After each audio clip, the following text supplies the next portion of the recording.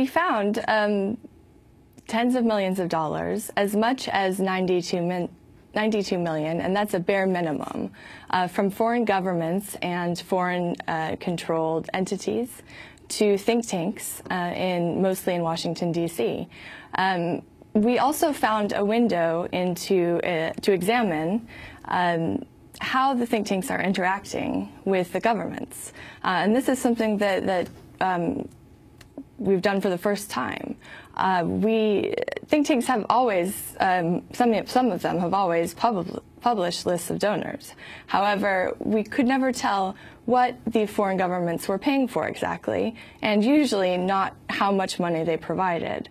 However, we used public records from one of the governments and provided a window into how the think tanks were interacting. And what we found were some agreements in which the foreign government, Norway in particular, was explicitly asking a think tank to the think tank being the Center for Global Development, and to approach U.S. policymakers with a specific objective that was in the government's interest.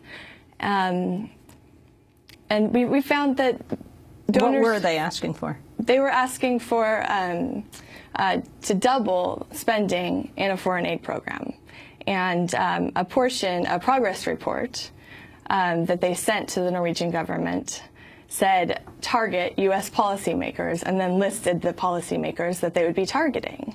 And the foreign aid money would go to where? The foreign aid money, it was doubling U.S. spending money it's a deforestation effort. So it's a climate change agenda. Mm-hmm. And talk about other examples that you found. We found letters, for instance, from think tanks such as the Atlantic Council, and they're on the document viewer that's on readers can see on the website. You built the database.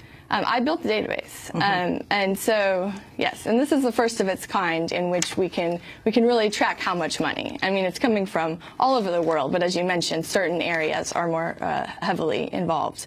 But we found letters, for instance, from the Atlantic Council to a Norwegian energy minister, inviting them to attend an event and saying to the state-owned oil company, if you attend, this will really benefit your interests. We found in one case a Brookings scholar saying that he would help to bring along a State Department official to a meeting, and Norway is a major donor to Brookings.